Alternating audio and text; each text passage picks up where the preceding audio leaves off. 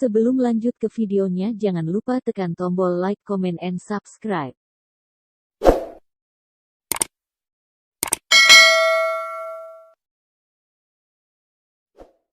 Terima kasih telah menekan tombol subscribe channel ini dan semoga terhibur dengan channel ini. Apa yang telah di-broadcast, saya diminta oleh panitia untuk membahas tentang asal-usul manusia, terutama menurut Buddhisme, menurut ajaran Sang Buddha. Ya, sebenarnya topik seperti ini sudah sering dibahas, tetapi ya kita akan diingatkan kembali berkaitan dengan asal-usul manusia menurut agama Buddha, tetapi dengan cara pandang yang bisa jadi berbeda dari apa yang umumnya disampaikan.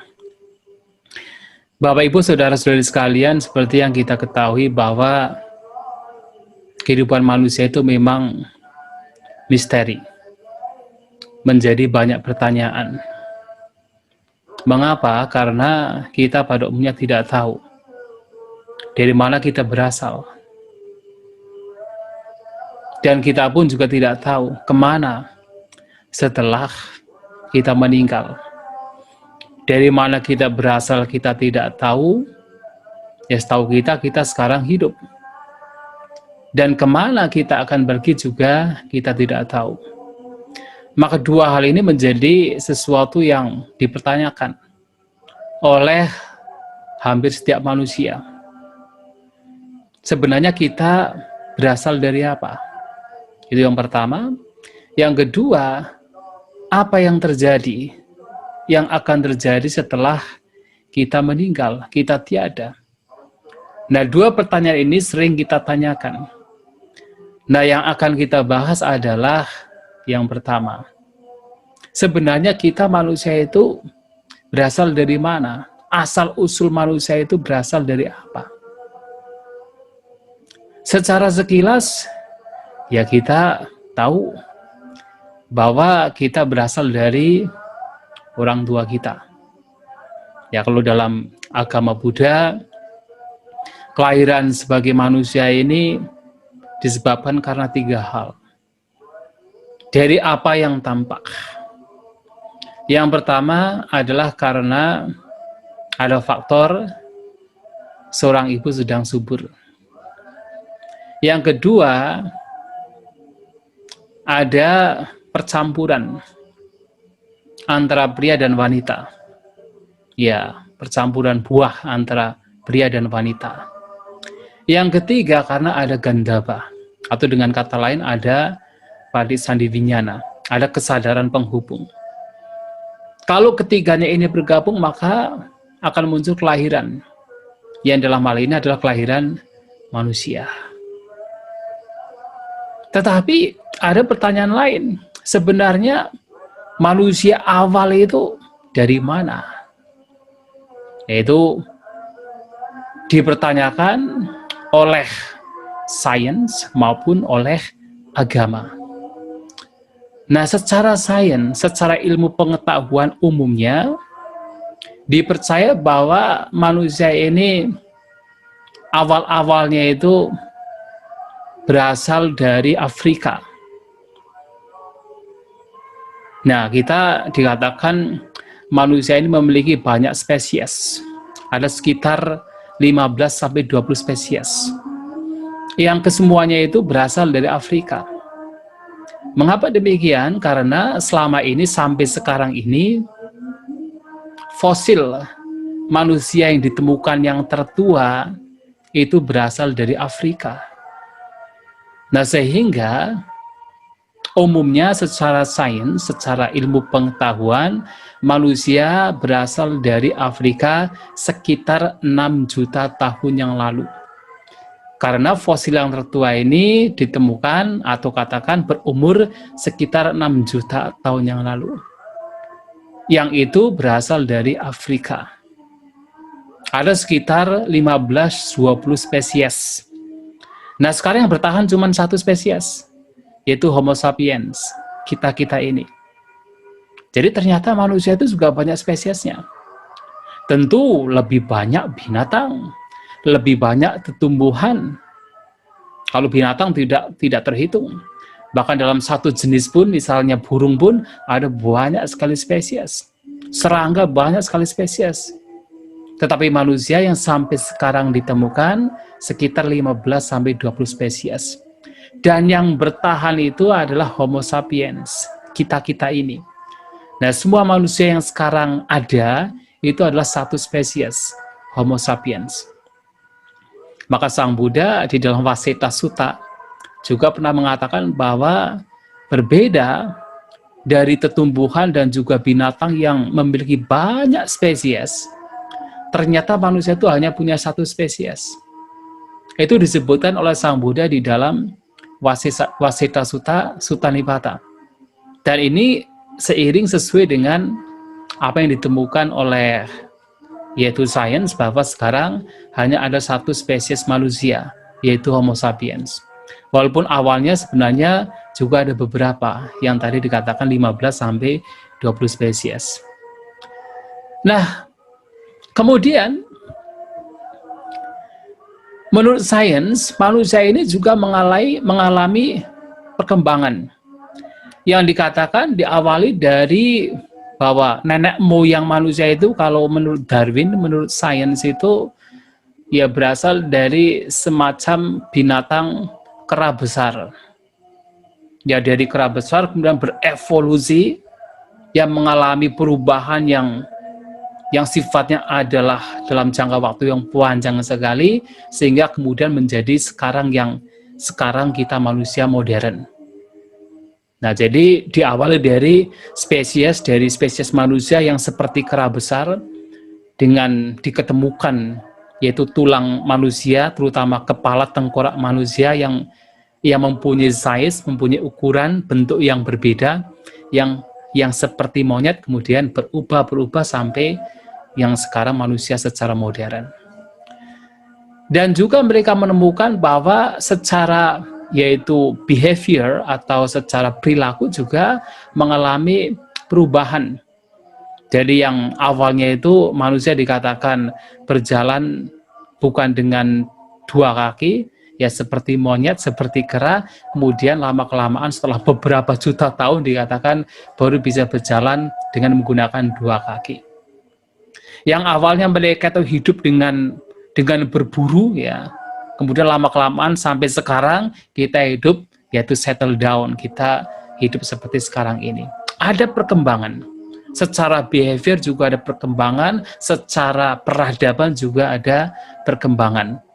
Nah, secara sains adalah demikian. Tetapi bagaimana secara agama?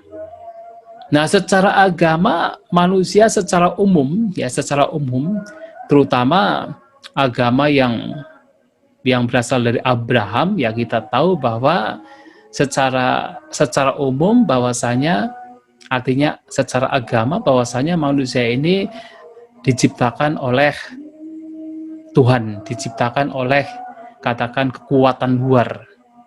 Nah, dikatakan manusia awal dikatakan sebagai Adam, ya, sebagai Adam yang tinggalnya di surga, nah di sebuah taman namanya Taman Eden. Nah, yang mana awalnya diciptakan dari tanah liat, dibentuk seperti manusia, kemudian ditiupkan angin. Nah, kemudian muncullah, yaitu katakan terciptalah manusia. Nah, kemudian selain menciptakan Adam sebagai pria, juga menciptakan yaitu wanita, yaitu Hawa, ya, yang diciptakan dari tulang rusuk Adam. Nah, jadi kalau menurut agama secara umum demikian, diciptakan oleh Tuhan yang awalnya dari tanah liat, kemudian diberi katakan roh di sana, ya, ditiup dengan angin, nah, kemudian terciptalah manusia. Nah, lantas bagaimana dengan agama Buddha? Nah, ini yang menjadi pertanyaan, karena sebenarnya kalau kita perhatikan agama Buddha itu tidak banyak membahas, bahkan boleh dikatakan tidak menekankan untuk mengetahui sebenarnya kita manusia itu dari mana. tidak ditekankan.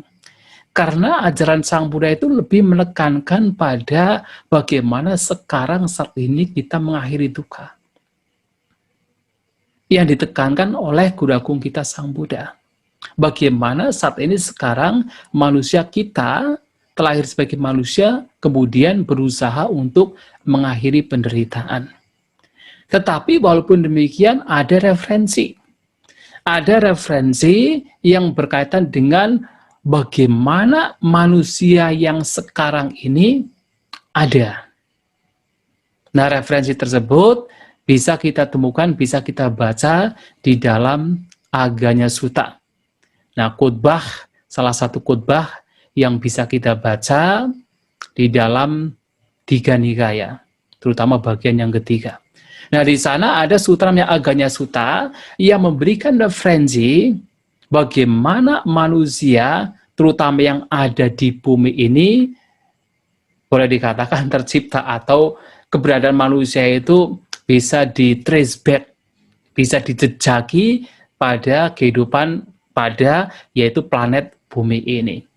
Tetapi sebenarnya dalam Aganya Sutta itu sendiri, tujuan Sang Buddha memberikan penjelasan bagaimana ya kita bisa mengatakan asal-usul manusia di bumi ini, itu sebenarnya tujuannya bukan untuk memahami asal-usul manusia. Tetapi adalah untuk memahami bagaimana apa yang sekarang dianggap sebagai kasta, nah itu ada asal-usulnya. Tetapi sebelum berbicara tentang kasta yang pada waktu itu berkembang di India, pada zaman Sang Buddha, nah kemudian Sang Buddha menceritakan bagaimana manusia yang ada di bumi ini, di alam manusia ini, awal mulanya berada, nah itu diceritakan oleh Sang Buddha dalam yaitu Aganya Sutta ini. Nah, kalau kita melihat bagaimana manusia ini ada di bumi ini, di alam manusia ini, ada perbedaan dan juga ada kesamaan dengan sains. Kesamaannya adalah seperti halnya sains, manusia ini berevolusi, manusia ini berubah. Itu kesamaannya, baik secara fisik yang ada perubahan, maupun secara perilaku juga ada perubahan. Tetapi ada perbedaannya. Kalau kita memperhatikan di dalam sains, perubahannya itu malahan kalau kita perhatikan dari yang katakan buruk, ya kita mengatakan buruk dalam artian karena ya mereka tidak mengenal budaya, awalnya tidak mengenal budaya, kemudian cara berpikir mereka juga masih primitif sekali, kemudian lama-kelamaan menjadi modern. Jadi bisa dikatakan dari yang buruk kemudian menjadi baik. Tetapi di dalam Aganya Sutta ada perbedaan di mana kita memperhatikan awal manusia itu sebenarnya lebih baik. Tetapi dengan adanya berbagai macam kotoran batin, ada keserakahan dan sebagainya, maka berbagai macam hal yang buruk itu muncul. Nah ini perbedaannya, tetapi secara yaitu evolusi ada kesamaan, ada perubahan, baik yaitu peradaban maupun ya perubahan secara perilaku. Ada perubahan yaitu baik di dalam sains maupun di dalam agama Buddha berkaitan dengan manusia. Lantas bagaimana Sang Buddha menceritakan tentang keberadaan manusia di alam manusia ini awal mulanya, yang sekarang terutama, adalah dikatakan bahwa menurut Guru Agung kita Sang Buddha, bahwa alam semesta ini sifatnya adalah mengembang dan mengempis. Mengembang dan mengempis. Nah, kalau dalam bahasa Pali adalah Viwata dan Sangwata. Nah, Viwata itu adalah mengembang. Sangwata adalah mengempis. Viwata, Sangwata. Viwata, Sangwata. Seperti halnya apa? Perut kita, kembung kempis. Seperti nafas kita, kembung kempis. Dan alam semesta dikatakan juga demikian. Mengembang dan mengempis. Nah, dikatakan bahwa ada masa dalam jangka waktu yang sudah lama sekali, ada masa di mana alam semesta ini mengempis. Nah, ketika mengempis, kemudian alam semesta mengembang lagi. Nah, ketika mengembang inilah kemudian terbentuklah yaitu bumi. Nah, ini dijelaskan lebih lanjut di dalam yaitu Visuddhimagga. Bahwasanya alam semesta itu mengembang dan mengempis. Dan ketika alam semesta itu mengempis, nanti lama-kelamaan sebenarnya sudah ada bumi. Sudah ada bumi. Tetapi lama-kelamaan kemudian matahari bertambah dari yang satu, kemudian kedua, 3, 4, 5, 6, pada akhirnya adalah matahari menjadi 7. Nah, ini juga berkaitan dengan salah satu sutta namanya Sata Surya Sutta. Bahwa suatu kali, suatu saat dalam jangka waktu yang sangat-sangat lama, suatu kali matahari menjadi bertambah menjadi 7.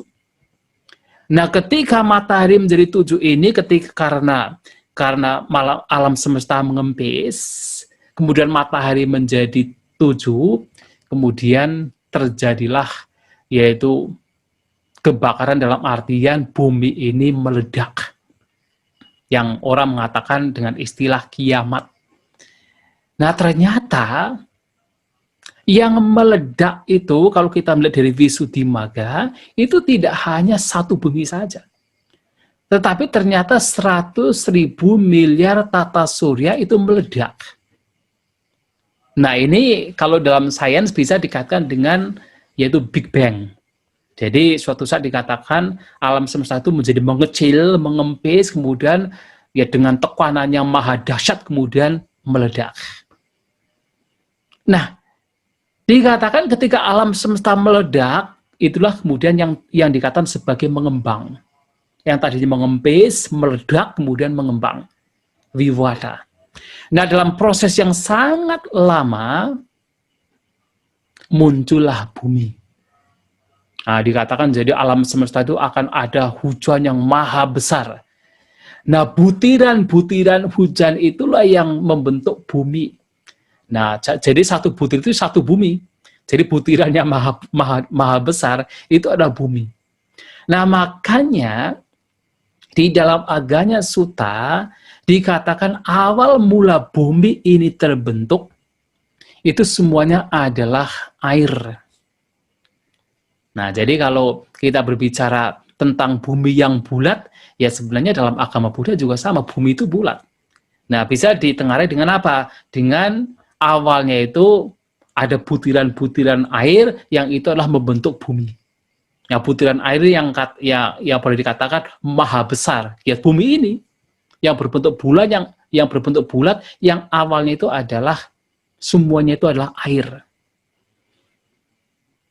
Kemudian disebutkan bahwa umumnya makhluk-makhluk yang terlahir di alam Abhasara, nah alam Abhasara itu adalah salah satu alam Brahma, yang diperoleh dengan mencapai tingkat jana kedua, mereka meninggal dari sana kemudian terlahir di bumi yang awal-awal terbentuk. Nah, jadi umumnya makhluk-makhluk yang meninggal dari alam Abhasara, alam Brahma, kemudian meninggal terakhir di alam manusia. Nah, itulah awal mula manusia berasal dari alam Brahma, terutama adalah Abhasara. Nah, awal-awal manusia ini seperti yang diceritakan di dalam kitab Tipitaka Digha Nikaya, yaitu Aganya Sutta, itu tidak hanya sekedar yaitu satu atau dua. Ya, umumnya mereka-mereka yang meninggal dari Abhasara ya terlahir di alam manusia. Jadi mereka itu terlahir bukan melalui kandungan, tetapi spontan. Jadi harus diingat bahwa manusia pun juga bisa terlahir secara spontan.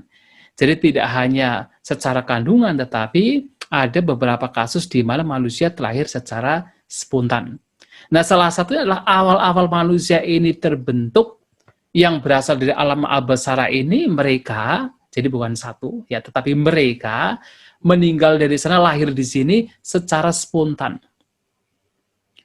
Dan awal-awal mereka terlahir sebagai manusia, mereka itu hidupnya melayang-layang. Ya, kita tahu bahwa bumi ini seperti yaitu air. ya memang air ya, jadi hanya kumpulan air. Nah, mereka hidupnya melayang-layang.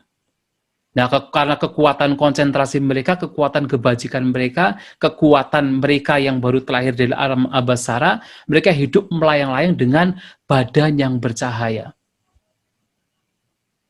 Dan mereka tidak perlu makan makanan secara yaitu kasar.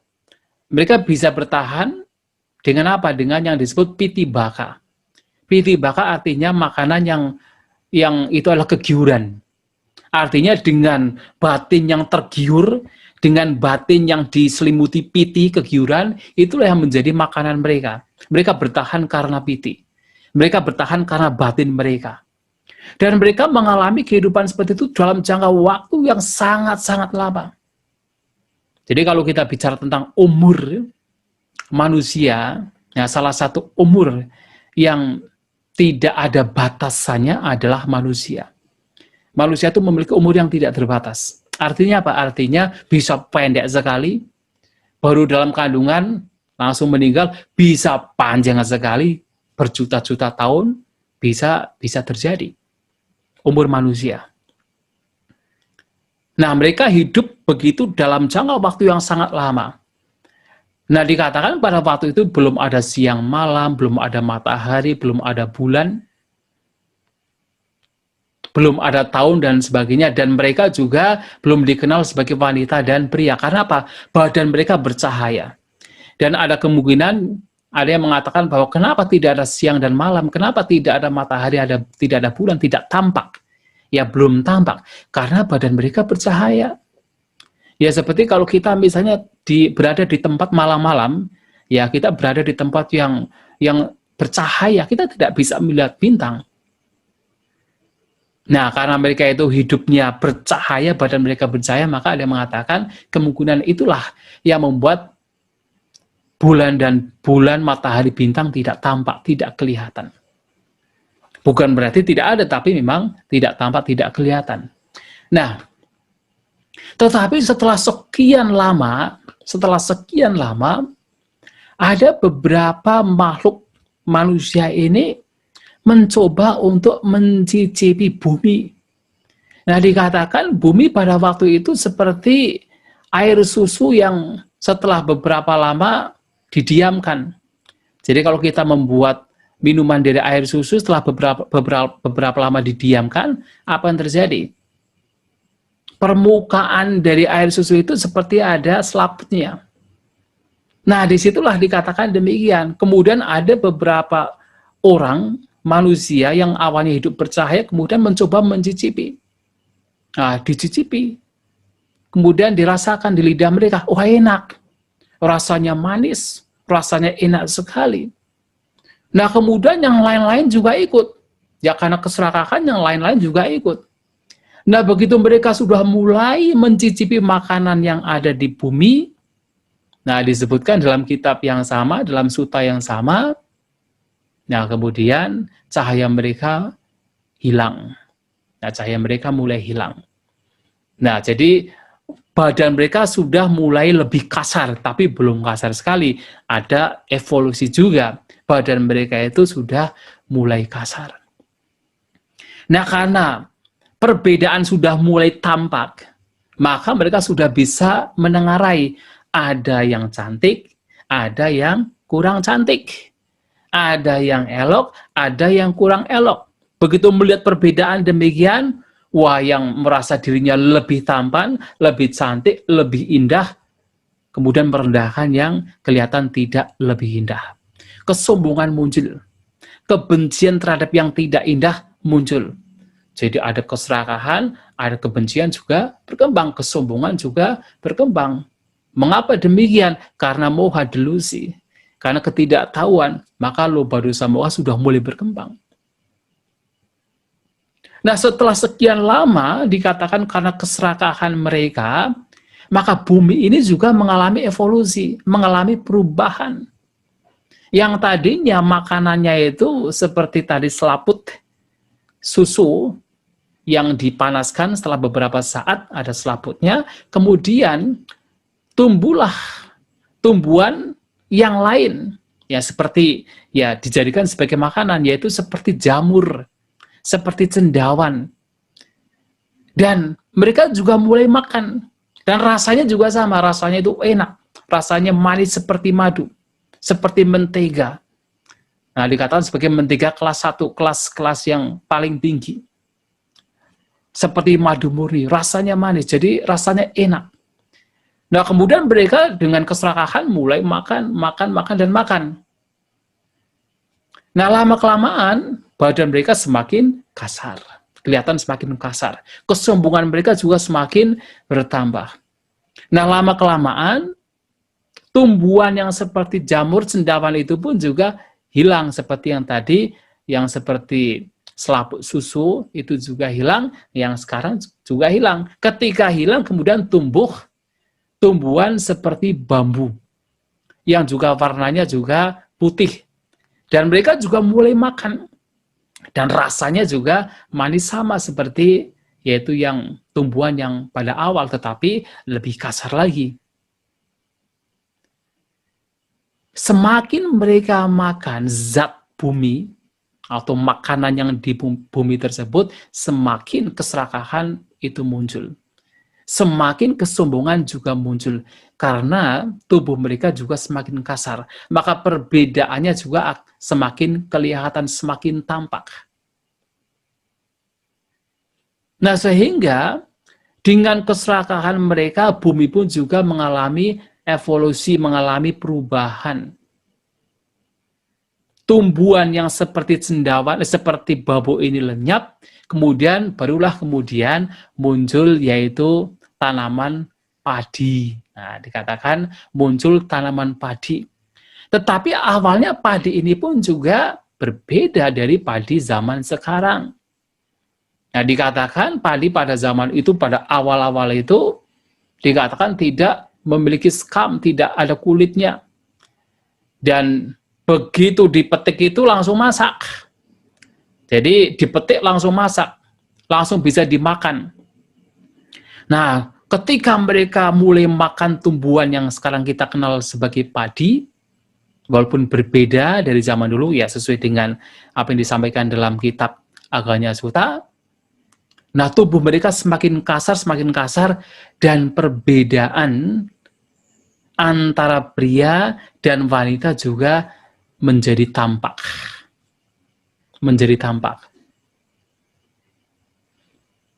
Nah, ketika perbedaan wanita dan pria itu tampak, kemudian muncullah nafsu, muncullah ketertarikan, yang merasa dirinya wanita tertarik dengan pria karena berbeda. Yang merasa dirinya pria tertarik dengan wanita karena tampak berbeda. Muncullah ketertarikan. Nah, ketika muncul ketertarikan, maka disitulah dikatakan mulailah mereka melakukan yaitu ya hubungan intim pria dan wanita. Nah, pada awalnya ketika ada orang-orang demikian itu, mereka itu yang teman-teman lainnya itu merasa itu sesuatu yang buruk sekali. Sehingga apa? Dicaci maki, disuruh keluar dari tempat tersebut. Nah, karena mereka yang melakukan tersebut itu diusir, nah lama-kelamaan apa yang terjadi? Supaya tidak kelihatan, mereka membuat rumah. Nah, sehingga rumah yang sebenarnya dibuat, itu adalah dibuat untuk apa? Kalau kita mengacu pada Aganya Sutta, awalnya itu rumah itu dibangun, itu adalah untuk apa? Untuk menyembunyikan perbuatan mereka agar tidak terlihat oleh yang lain. Walaupun sekarang kalau kita berbicara rumah kan ya tidak hanya untuk menyembunyikan hal yang seperti itu, tapi juga dibuat seperti indah dan sebagainya. Tetapi awalnya demikian. Nah, ketika mereka sudah mulai yaitu makan padi, makan yaitu beras, mereka juga kemalasan juga semakin muncul. Yang awalnya itu mereka itu mengambil misalnya siang langsung dimakan, kemudian ngambil lagi pagi kemudian dimakan. Nah, mereka mulai apa? Mulai mengumpulkan. Sudahlah kita ambil sore kemudian untuk besok juga. Mulai mengumpulkan, jadi mulai malas. Nah, ketika kemalasan terjadi dikatakan tumbuhan juga mengalami perubahan, mengalami evolusi.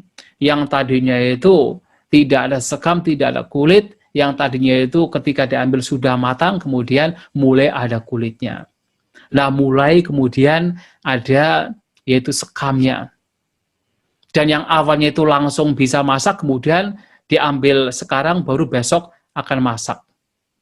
Dan seterusnya demikian, sampai pada akhirnya tumbuhan mengalami evolusi yang mana mempunyai umur yang jauh lebih panjang untuk bisa masak.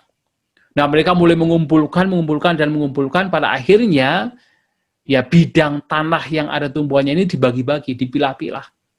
Ketika dibagi-bagi, kemudian muncul keserakahan yang lain. Ada beberapa orang yang melihat tumbuhan milik orang lain, kemudian dicuri. Nah, disitulah kemudian muncullah apa? Muncullah raja.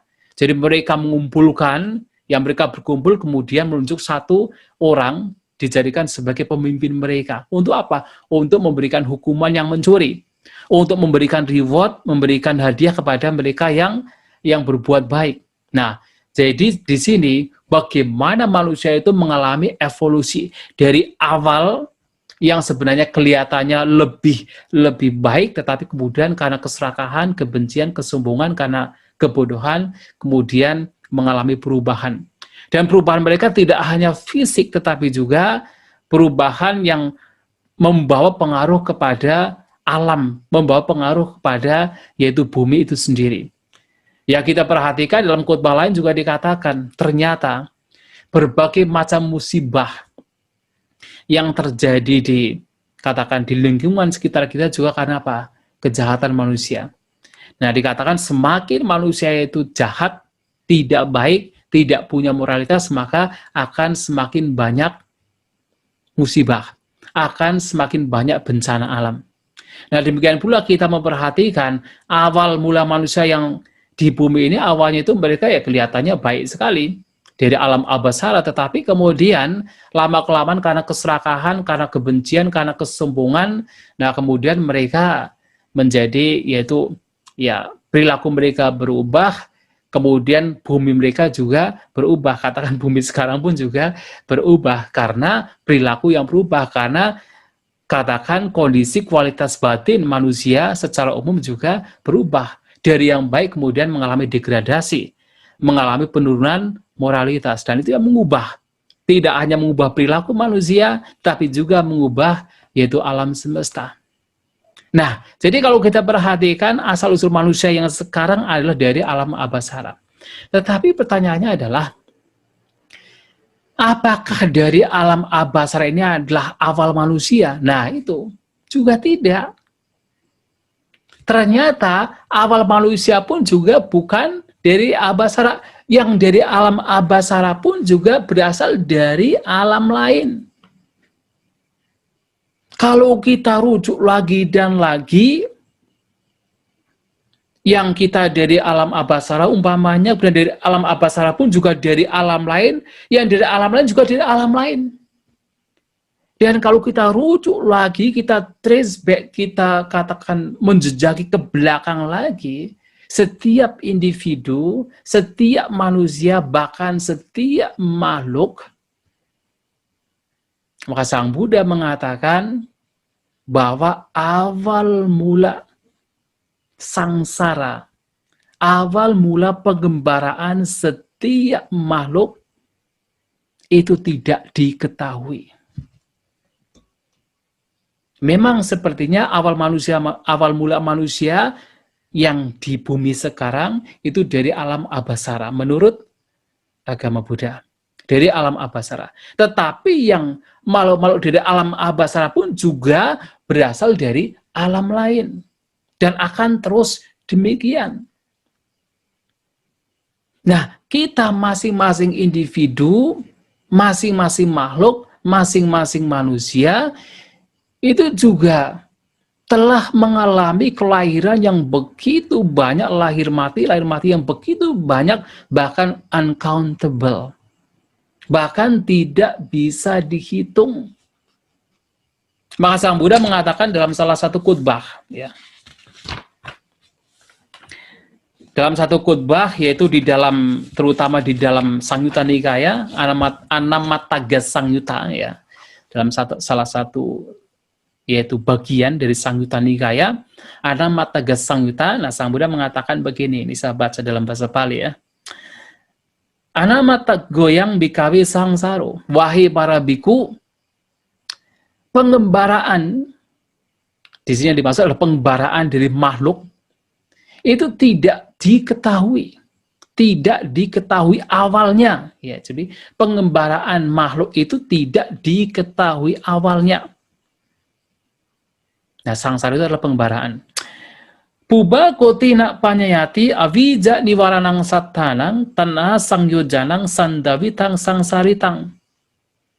Titik awal bagaimana makhluk-makhluk yang dirintangi atau ditutup oleh avija niwaranang, dan juga diikat oleh tanha sangyojanang,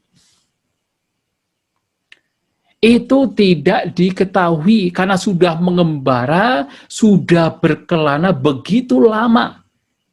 Dalam pengembaraan, pengelanaan yang begitu lama, makhluk-makhluk ini awal mulanya itu tidak diketahui.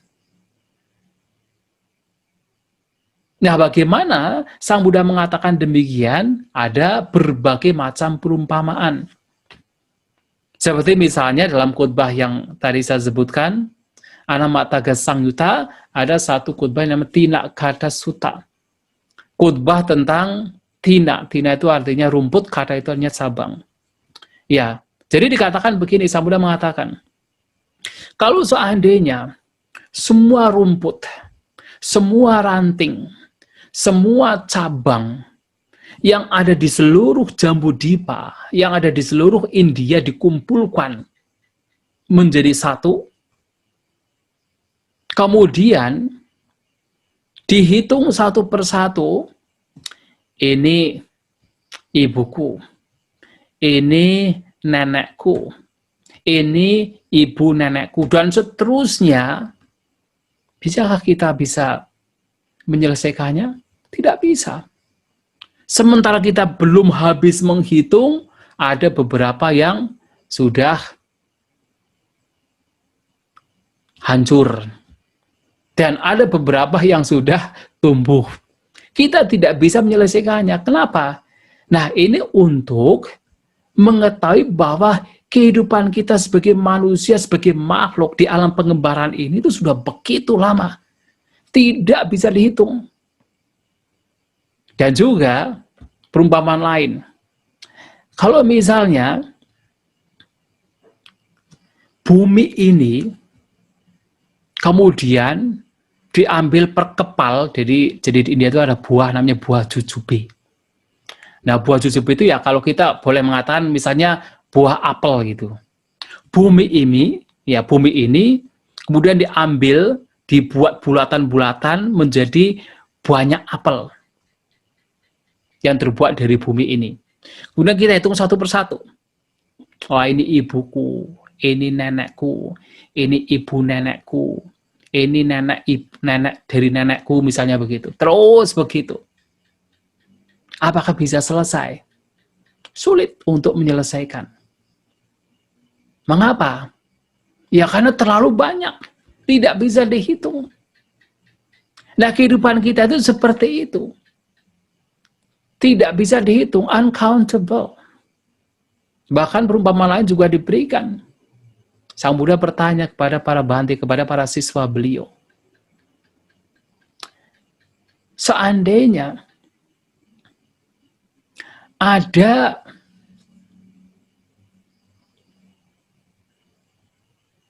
ya, katakan air samudra. Bukan pertanyaan, tapi pernyataan Sang Buddha, maaf. Jadi misalnya, seseorang disuruh menghitung mana yang lebih banyak air yang ada di 4 samudra dengan air mata dari seseorang, dari kita masing-masing kita yang keluar ketika misalnya ibu kita meninggal. Nah, dikatakan mana yang lebih banyak? Ternyata lebih banyak air mata kita. Ya, coba bayangkan. Kalau kita menangis dalam satu kehidupan, kira-kira ada berapa air mata? Ada satu dayung, satu ember, satu gentong. Kalau kita kumpulkan, kita tidak tahu. Bahkan kita mungkin jarang menangis. Ataupun kalau kita menangis pun juga hanya beberapa air mata saja. Nah, ternyata air mata kalau kita mau mengumpulkan selama pengembaraan dalam kehidupan kita dikumpulkan, itu melebihi air yang ada di 4 samudra. Sehingga, apakah kita bisa menghitung? Sulit untuk menghitung. Bahkan pernah juga dikatakan, kalau kita mau menghitung, darah yang keluar ketika kita itu terlahir sebagai seekor sapi dan disembelih, maka darah kita itu sudah melebihi air yang ada di 4 samudra. Itu baru ketika terlahir sebagai seekor sapi, belum lagi kalau seekor kambing dan seterusnya. Melebihi air yang ada di 4 samudra, sudah begitu banyak. Kehidupan kita itu sudah uncountable. Menurut ajaran Sang Buddha, sudah uncountable. Sudah tidak terhitung banyaknya. Lantas bagaimana kita bisa mengetahui awal mula makhluk ini terlahir, awal mula makhluk ini mengembara berkelana, digelapkan oleh awija, diikat oleh tanha. Sulit. Dan itu bukan menjadi poin yang diajarkan Sang Buddha. Nah, sehingga juga ada perumpamaan lain untuk mengetahui bagaimana sebuah kesia-siaan untuk memahami, mengetahui awal mula setiap makhluk. Nah, kita tahu bahwa kehidupan kita itu, bahkan kalau kita itu hidup di alam-alam seperti alam Brahma, itu sampai berkalpa-kalpa, sampai ribuan, puluhan ribu kalpa. Dan apakah kita pernah terlahir di sana? Sang Buddha mengatakan setiap makhluk pernah terlahir di alam-alam ini. Ya, kecuali alam Sudawasa. Kalau alam Sudawasa itu ya hanya mereka yang mencapai kesucian anagami. Tapi alam-alam lain, baik alam yang paling rendah sampai alam yang paling tinggi, setiap makhluk pernah mengalami. Nah, terkadang terlahir di alam Brahma, yang di sana hidup sampai berkalpa-kalpa, puluhan, ratusan, bahkan ribuan kalpa. Padahal satu kalpa saja itu sulit sekali untuk bisa menghitung jangka waktunya. Maka Sang Buddha pernah memberikan sebuah perumpamaan untuk mengetahui jangka waktu satu kalpa. Misalnya ada batu karang yang solid, yang tidak ada bolongannya sedikit pun. Nah, kemudian batu karang itu dikatakan memiliki panjang 1 yojana, tinggi 1 yojana, seperti kubus, ya, seperti bentuk kubus 1 yojana. Nah, kalau dihitung 1 yojana itu dikatakan sekitar 16 km. Bayangkan, batu karang panjang, tingginya, lebarnya 16 km. Dan itu solid. Kemudian ada satu orang setiap 100 tahun sekali membawa kain yang halus, kemudian diusap dengan kain halus tersebut. Kalau dengan cara demikian, setiap 100 tahun sekali membawa kain yang halus dan diusapkan, dan ternyata kain halus, batu karang tersebut hancur atau lenyap, tidak tersisa. Bahkan dikatakan jangka waktu 1 tahun, jangka waktu 1 kalpa pun itu jauh lebih panjang lagi. Nah, kita bisa membayangkan 1 kalpa saja sudah panjang sekali. Dan kita pernah, ya kalau Sang Buddha mengatakan, dikatakan setiap makhluk itu pernah terkadang terlahir di alam rendah, terkadang terlahir di alam yang tinggi. Jadi seperti dikatakan ketika seseorang itu melempar sebatang kayu. Kadang-kadang yang jatuh adalah ujungnya, kadang-kadang yang jatuh adalah pangkalnya. Nah demikian terkadang kita makhluk-makhluk terlahir di alam rendah, terkadang terlahir di alam lebih baik, terkadang bahkan terlahir di alam yang boleh dikatakan alam arupa Brahma. Terus demikian. Nah sehingga memahami, mengetahui bahwasanya untuk melihat asal-usul, kita bahkan tidak mengatakan asal-usul manusia, untuk melihat asal-usul makhluk itu dikatakan awal, titik awalnya itu tidak diketahui karena sudah begitu panjang, maka justru ajaran Sang Buddha itu mengajarkan kita untuk sebenarnya tidak usah berpikir dari mana kita datang, dari mana asal-usul kita. Tetapi justru Sang Buddha mengajarkan kita bagaimana sekarang kita mengakhiri duka penderitaan.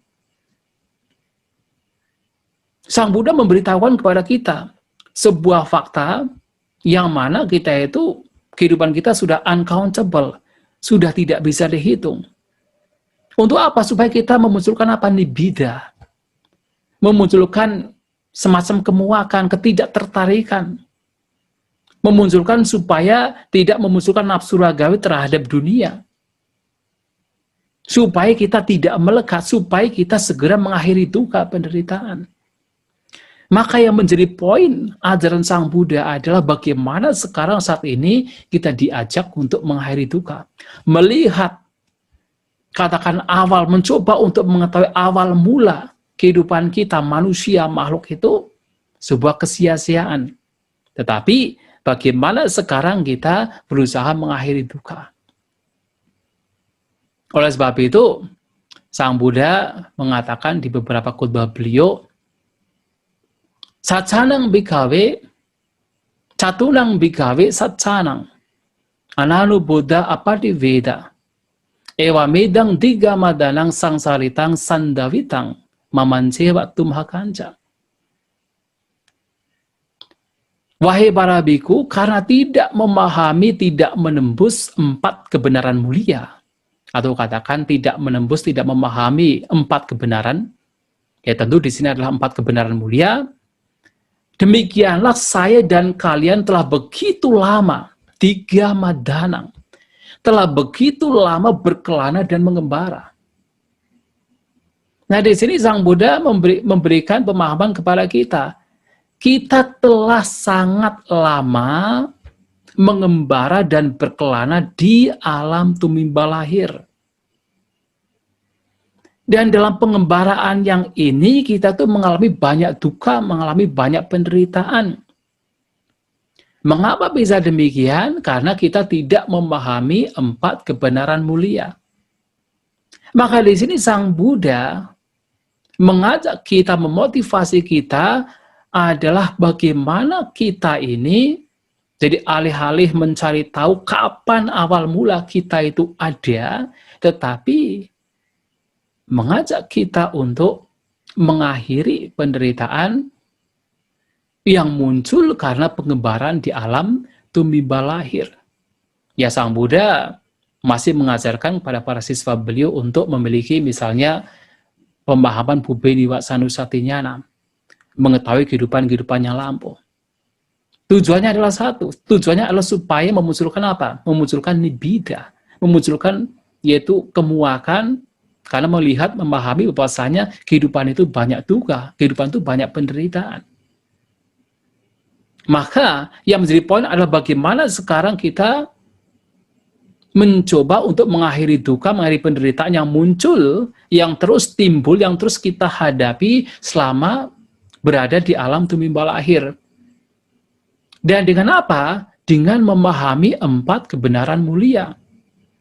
Karena yang membuat kita terus mengalami tumimba lahir, mengalami duka penderitaan, berkelana, mengembara di alam tumimba lahir yang begitu lama, itu karena tidak memahami 4 kebenaran mulia. Nah, sehingga yang menjadi poin penting adalah bagaimana umat Buddha yang memeluk ajaran Sang Buddha mencoba untuk memahami 4 kebenaran mulia. Yang tentu salah satunya adalah berupaya hidup sesuai dengan jalan mulia berunsur 8, jalan yang membawa seseorang untuk mengetahui apa itu duka, yang membawa seseorang untuk mengetahui sebab duka dan melenyapkan sebab duka, dan jalan yang membawa seseorang untuk mengakhiri penderitaan, mengakhiri yaitu sebab yang menyebabkan penderitaan. Itu yang menjadi poinnya. Maka dalam beberapa kesempatan bagaimana beliau mengatakan kepada kita semua bahwasanya ketika ditanya pertanyaan-pertanyaan yang sifatnya spekulatif, termasuk adalah apakah alam semesta ini terbatas atau tidak terbatas. Nah, kalau sekarang kan memang sains kan mencoba mencari tahu sebenarnya alam semesta itu terbatas atau tidak terbatas. Wah, ditelusuri terus. Tidak ada ujungnya. Nah, dalam agama Buddha ini pertanyaan spekulatif yang tidak membawa kepada pengetahuan tinggi, tidak membawa kepada pembebasan. Maka ketika ditanya pertanyaan-pertanyaan yang sifatnya spekulatif, maka Sang Buddha mengatakan, saya tidak membahas hal tersebut. Tetapi yang saya ajarkan tidak lain adalah 4 kebenaran mulia. Karena itu yang membawa kepada pencerahan, membawa kepada pembebasan, membawa kepada nibbana. Nah, ini yang menjadi poin yang penting dalam ajaran Sang Buddha. Maka ketika kita berbicara bahkan tentang Paticca Samuppada, ya, dalam Paticca Samuppada kita diberitahukan, ditunjukkan bagaimana manusia itu lahir mati. Selama ada faktor-faktor, yaitu yang terdiri dari 12 faktor di sana, maka manusia akan terus mengalami kelahiran, mengalami kematian. Uncountable.